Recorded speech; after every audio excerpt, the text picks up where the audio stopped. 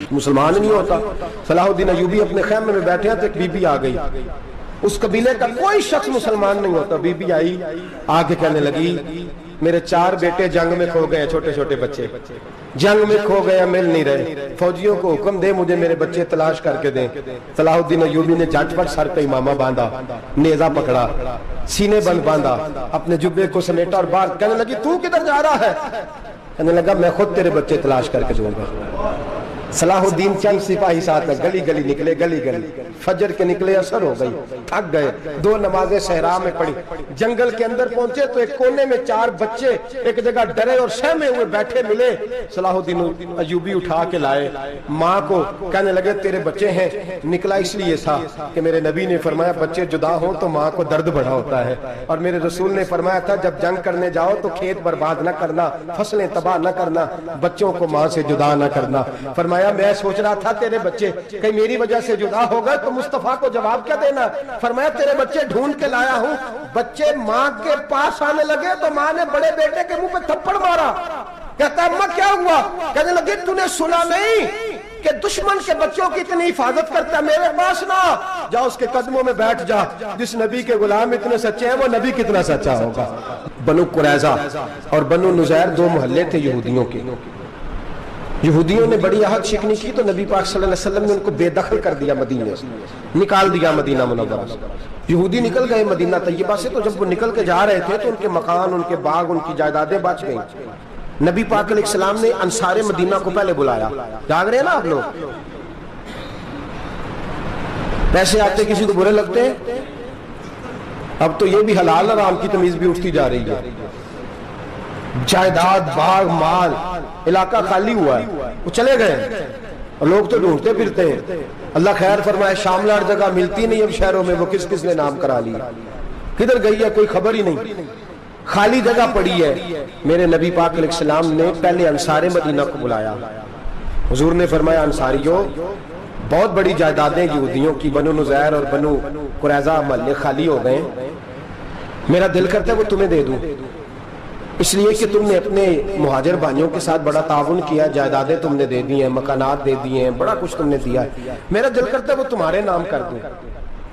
تو انصار مدینہ کیا کہنے لگے یا رسول اللہ دے تو ہم نے دیا ہے پر وہ بیچارے جھجکتے ہی رہتے ہیں، وہ جھجکتے ہی رہتے ہیں، کھل کے ہماری چیزیں استعمال نہیں کرتے۔ تو حضور ہم تو پہلے ہی انصار ہیں، ہمارے پاس بڑا کچھ ہے، آپ مہربانی فرمائیں وہ سارا کچھ مہاجروں کو دے دے مہاجرین کو، ہمیں نہیں چاہیے۔ اب چلے گئے بات کر کے، میرے حبیب پاک نے مہاجروں کو بلا لیا، فرمایا بنو نذیر اور بنو قریظہ قبیلے کی جائیدادیں آئی ہیں، تمہارے پاس بظاہر جو چیزیں ہیں بھی وہ بھی انصار مدینہ کی ہیں، تو میرا یہ خیال ہے کہ وہ سارا کچھ تمہیں دے دیا جائے۔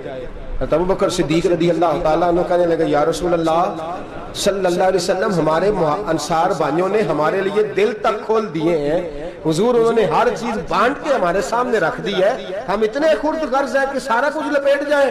کہا حضور ہمارے پاس جو مکان ہے وہ ہے، ہم کاروبار کر رہے ہیں، تجارتیں کر رہے ہیں، مزدوریاں کر رہے ہیں، ہم انشاءاللہ اور بنا دیں گے، آپ یہ ہماری طرف سے ہمارے انصار بھائیوں کو گفٹ کر دیں، آپ انہیں دے دیں۔ میرے حبیب کی آنکھوں میں آنسو آ گئے، میرے نبی پاک علیہ السلام رو پڑے، یا رسول اللہ کیوں روتے ہیں؟ فرمایا تمہارا یہ بھائی چارہ قائم رہا تو اللہ اسلام کو بڑی قوتیں عطا فرمائے گا، اللہ طاقتیں دے گا اسلام کو، اگر تمہارا یہ رنگ قائم رہا، یہ انداز، میرے غلاموں تمہارے یہ طور طریقے، ایک بھائی کہتا ہے دوسرے کو، دوسرا کہتا ہے تیسرے کو۔ مسلمانوں کی نا ایک تعداد لڑتے لڑتے دور چلے گئی، تاتاریوں نے قید کر لیا، 4 مسلمان تھے، تبلیغ کرنے گئے، جنگ کرنے گئے، جہاد کرتے کرتے کافروں سے لڑتے تاتاری قوم میں چلے گئے، وہاں قید کر لیے گئے تو سزائے موت کا حکم ہوا، 4 بزرگ تھے، سزائے موت کا حکم ہوا تو تاتاری بادشاہ جو تھا وہ بڑا خلاف تھا، بڑا سخت مخالف تھا مسلمانوں کے، اس نے کہا کہ ان کو جب پھانسی دینا نا مسلمانوں کو تو میرے سامنے دینا۔ اب 4 عالم ہیں، 4 صوفی ہیں، سفید داڑیاں، سر پہ امامے، پھانسی کا وقت آیا تو جو پھانسی گھاٹ ہے وہ ایک ہے، چاروں کو کٹھے پھانسی نہیں ہو سکتی، ایک کو کہا کہ ایک ایک کر کے ان کو پھانسی دو۔ جب پھانسی کا وقت آیا نا تو جو سب سے پیچھے صوفی تھے وہ دوڑ کے آگے آئے، کہنے لگے بادشاہ پہلی باری میری لگا، پہلی۔ اب بادشاہ نے کہا ٹھیک ہے اسے لٹکا دو، وہ قریب آئے تو دوسرے دوڑ آئے، کہنے لگے نہیں پہلی باری میں نے زیادہ کافر قتل کیے، میرا بڑا جرم ہے، مجھے پہلے سزا دو۔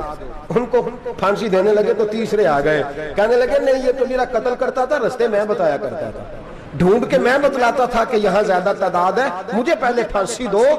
تیسرے کے ساتھ بات ہو رہی تھی تو چوتھا دوڑا آیا، کہنے لگا یہ رستے بتاتا تھا، یہ تبلیغ کرتا تھا، یہ سارا کچھ کرتا تھا، لیکن کہا یہ کہتے تھے چلو واپس چلتے ہیں، میں جانے نہیں دیتا تھا، میں کہتا تھا اور کافر مارنے اور علاقے فتح کرنے، میرا جرم بڑا ہے، مجھے پہلے پھانسی دو۔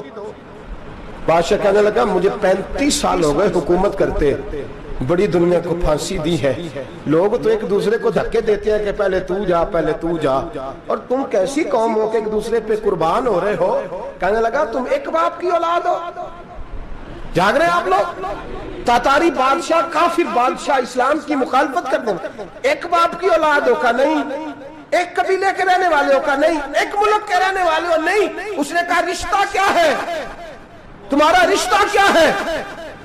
تو بول کے کہنے لگے خدا ایک ہے، نبی ایک ہے، خدا ایک ہے اور نبی منفرد ایک ہے، اس قوم کی نقصان بھی ایک ہی سب کا نبی، اللہ بھی، قرآن بھی ایک، کیا ہی اچھا تھا ہوتے اگر مسلمان بھی ایک، یوں تو سید بھی ہو، مرزا بھی ہو، افغان بھی ہو، تم سبھی کچھ ہو بتاؤ کہ مسلمان بھی ہو۔ فرمایا ہمارا اللہ ایک ہے، نبی ایک ہے، تو کہا پھر ایک دوسرے پہ جان کیوں دیتے ہو؟ فرمایا ہمارے نبی نے ہمیں بھائی بھائی بنا دیا ہے، بھائی کا دل نہیں کرتا اس کی آنکھوں کے سامنے بھائی چلا جائے، ہمارا دل نہیں کرتا پہلے مجھے دے پہلے مجھے دے۔ بادشاہ کہنے لگا تمہارا جذبہ مجھے متاثر کر گیا، جاؤ میں تم چاروں کو آزاد کرتا ہوں، تمہیں آزاد کرتا ہوں۔ میرے دوستو یہ رنگ تھا، دیکھیں نا، یہ اس دھرتی نے نظام دیکھا ہے نا، اس فلک نے پہلی بار دیکھا، اس زمین نے پہلی بار، اور میرے حضرت صاحب فرمایا کرتے تھے زمین تڑپ کے روئی، اس نے پہلی دفعہ دیکھا۔ احد کا میدان ہے، 3 صحابہ تپتی ہوئی زمین پہ زخموں سے چور چور پڑے ہیں۔ حضرت انس بن نضر رضی اللہ تعالیٰ عنہ پانی کا پیالہ لے کے پہنچے، ایک زخمی سے کہا تجھے پانی پلانا ہے، تو کہنے لگا میرے زخم تھوڑے ہیں، وہ جو ساتھ پڑا اس کے زخم گہرے ہیں، پہلے اسے پانی پلا دے، جا اسے دے دے۔ اس کے پاس پہنچے تو وہ کہنے لگا وہ مجھ سے پہلے گرا تھا، اس کا زخم زیادہ گہرا ہے، اسے پانی پلا۔ تیسرے کے پاس گئے تو کہنے لگا چوتھا تڑپ زیادہ رہا ہے، اس کی عمر زیادہ ہے، میں تو جوان ہوں برداشت کر لوں، بڑھاپے کی وجہ سے نڈال ہو گیا، پہلے اسے پانی پلا۔ چوتھا کہنے لگا 5ویں کے پاس جا، 5واں کہنے لگا 6ٹھے کے پاس جا۔ حضرت انس بن نضر کہتے میں رو پڑا، میں نے کہا محمد کے غلاموں، رسول نے تمہیں کیسا جذبہ دے دیا ہے، زبانیں پیاس سے باہر ہے لیکن تمہاری اخوت مرتے دم تک قائم ہے۔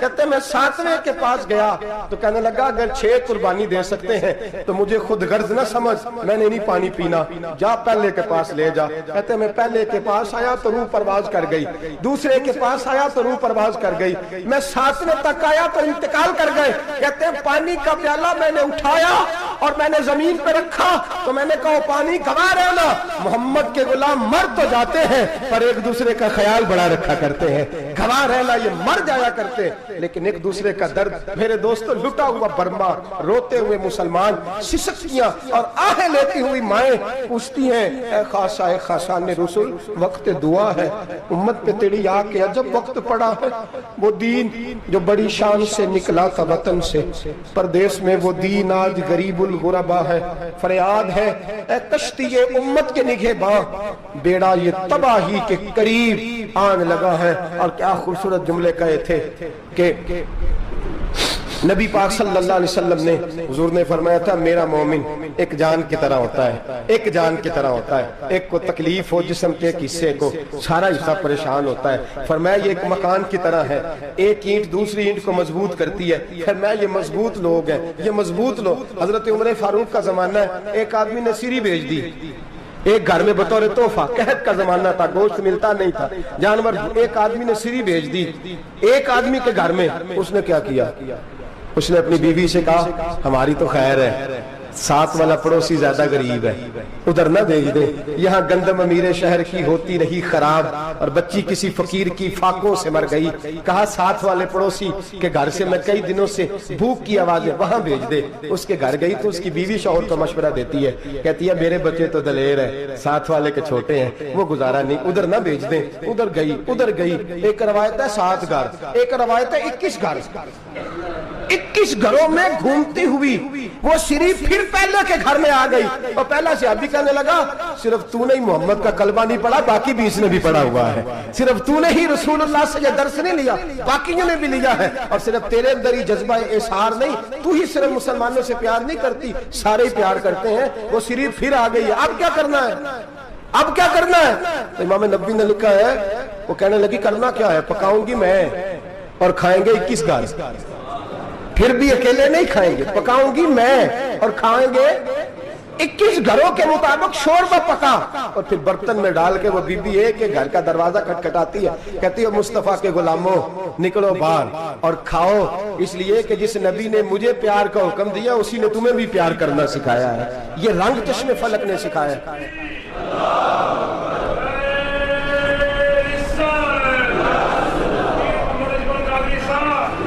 आपकी बड़ी मेहरबानी, जिंदाबाद वही है जिसको अल्लाह रसूल जिंदाबाद फरमाए, बड़ी मेहरबानी, अल्लाह जज़ा दे। अर्ज ये करने जा रहा था कि रसूल करीम सल्लल्लाहु अलैहि वसल्लम ने ये पैगाम दिया उम्मत को। फरमाया, देखे ना कितने बड़े लफ्ज हैं। ये नहीं फरमाया दोज़ख में जाएगा, ये नहीं फरमाया कि उसे जहन्नम की सजा मिलेगी। मेरे नबी ने फरमाया, मैं उसे मोमिन मानता ही नहीं, मैं उसे मुसलमान अपना मानता ही नहीं। हुजूर किसे? फरमाया, जो पेट भर के खाता है और उसका हमसाया भूखा सो जाता है। मैं मोमिन ही नहीं मानता। सजा तो तब मिलेगी ना कि जब मैं किसी सजा का ऐलान करूं, मैं मानता ही नहीं, वो मेरा है ही नहीं, खुद पेट भर के खा रहा है, हमसाया उसका भूखा, मैं नहीं मानता। इन्नमल मुमिनूना इख्वा, मोमिन भाई भाई, मैं मानता ही नहीं उसे। और मेरे हबीब पाक इतने बड़े लफ्ज हदीस में और कहीं नहीं मिलेंगे आपको, इतने बड़े जुमले कहीं नहीं मिलेंगे। मेरे नबी पाक ने फरमाया, अल्लाह कहेगा क़यामत के दिन, कौन? इतने बड़े लफ्ज हदीसों में मिलते नहीं जितने ये हैं। हुजूर ने फरमाया, रब फरमाएगा बंदे से कि मैं तेरे पड़ोस में भूखा था, तूने मुझे रोटी क्यों नहीं खिलाई?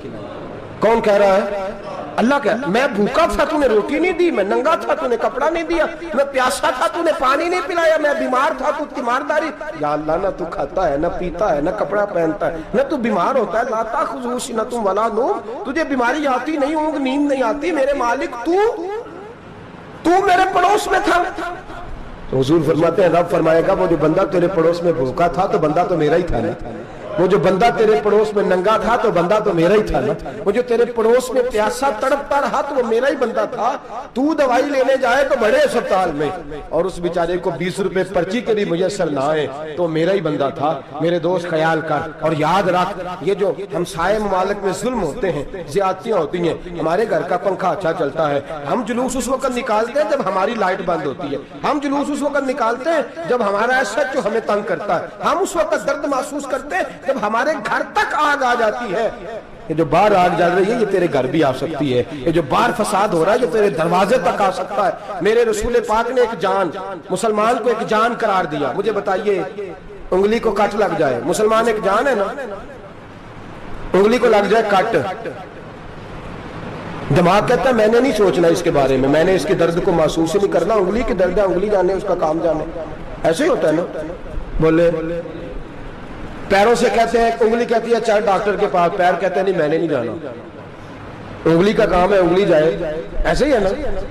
दिल से कहते हैं तू तड़प थोड़ा सा, उंगली को दर्द है, कहते मैं क्यों तड़पूं, उंगली का मामा, उंगली जाने, उसका काम जाने। टेलीफोन करना है, डॉक्टर साहब का पता करना है, तो कान कहते हैं मैंने नहीं बात सुननी डॉक्टर साहब की, जुबान कहती है मैंने नहीं बोलना, उंगली जाने। ऐसा होता है।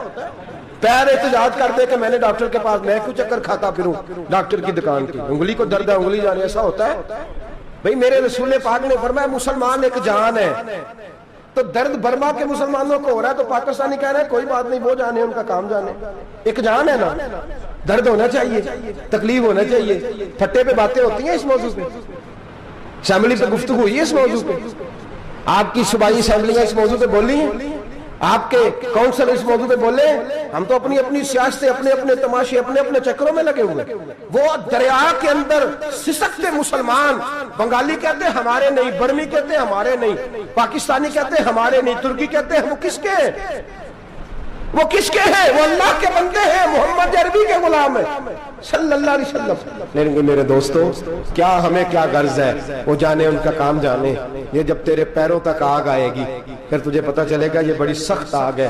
آج جس کافر نے برما پر عرصہ دراز تنگ کیا ہے، مسلمان تھوڑے تھوڑے مفاد لینے کی خاطر نا، بنو عباس اور بنو امیہ کی جنگ چل رہی تھی، بنو عباس جو تھے وہ غالب آ گئے، بنو امیہ جو تھے ان کی حکومت ختم ہو گئی، تو عیسائیوں نے بنو امیہ سے کہا کہ ہم تمہارے ساتھ تعاون کرتے ہیں، ہم تمہارے ساتھ تعاون کرتے ہیں اور بنو عباس پہ غلبہ پا کے تمہیں حکومت دلاتے ہیں۔ بنو امیہ بڑی جدوجہد کر رہے تھے بادشاہی کے لیے، لیکن انہوں نے کہا کہ ہم لڑ رہے ہیں، کوشش کر رہے ہیں، لیکن ہمیں کسی کافر کی مدد کی ضرورت نہیں، ہم جتنا مرضی لڑیں لیکن کافروں کے ہاتھوں بنو عباس کو مروانے کو ہم تیار نہیں ہیں۔ ہمیں خبردار، تمہارا آپس کا معاملہ ہے، ہم خود نمٹ لیں گے، تمہیں اجازت نہیں دیتے تم اندر کودو اور کود کر کے تم فسادات پیدا کرو اور مسلمانوں کے اندر تقسیم کرو۔ میرے دوستو مسلمان کو سوچنا چاہیے، سوچ بڑی رکھنی چاہیے، گھر کی جنگ سے نکل آ، اب بہو ساس کے جھگڑے سے باہر آ جا، اب ملے کی سیاست چھوڑ کے باہر کا سوچ، اب اسلام کو تیری حاجت ہے۔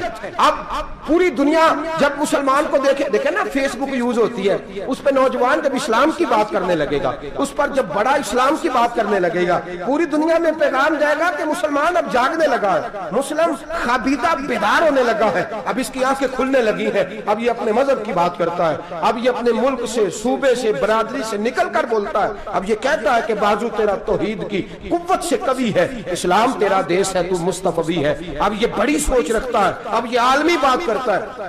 میرے دوستو ہمارا تو حال یہ ہے، امام اعظم ابو حنیفہ کا فتویٰ ہے، آپ فرماتے ہیں جو مولوی عالمی حالات سے باخبر نہ ہو وہ جمعے کی تقریر نہ کرے، وہ مسلمانوں کی رہنمائی نہیں کر سکتا، عالمی حالات سے جو خبردار نہ ہو۔ تو جس کو چھٹی ہو جائے، تو نے ختم نہیں پڑھا، دوڑ جا مسجد سے، تو ختم نہیں پڑھتا، ہمارے تجھے پتہ ہی نہیں دکان رہتا ہے، بھاگ جا، وہ عالمی حالات پہ بات کرے گا، کیونکہ بیچارے کو تو پتہ میری سویرے چھٹی ہو جانی، سیاست کا لفظ چھیڑا نہیں تو میں گیا نہیں۔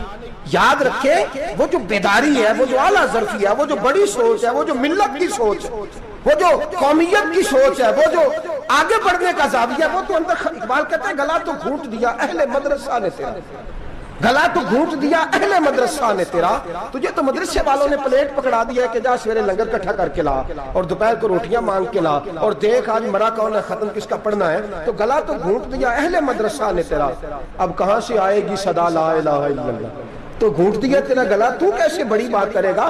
بڑی بات کے لیے بڑی سوچ چاہیے، بڑی تگودو چاہیے، بڑی کوشش چاہیے، بڑا حوصلہ چاہیے۔ مسلمان چھوٹی چھوٹی لڑائی میں، چھوٹی چھوٹی جنگ میں، ایک دکاندار دوسرے دکاندار سے لڑ رہا ہے، گلی والا دوسری گلی والی سے لڑ رہا ہے، محلے والا محلوں پہ اعتراض، ایک شہر میں رہنے والے میں نے دوسرے محلے پہ اعتراض کرتے دیکھے، یقین کریں ایک شہر میں رہنے والے، علاقے میں بسنے والے کہتے ہیں بھائی توبہ ہے اس محلے تو اللہ ہی بچائے، لا حول ولا قوت۔ وہ جو تقسیم در تقسیم کی سوچ ہے، اس نے چھوٹے چھوٹے ٹکڑوں میں مسلمانوں کو بانٹ دیا ہے، چھوٹی چھوٹی تقسیم ہے، چھوٹا چھوٹا ہمارا مزاج ہے، چھوٹی سوچ ہے، بڑی سوچ کی بات سنیے۔ صلاح الدین ایوبی، جاگ رہے ہیں نا آپ لوگ؟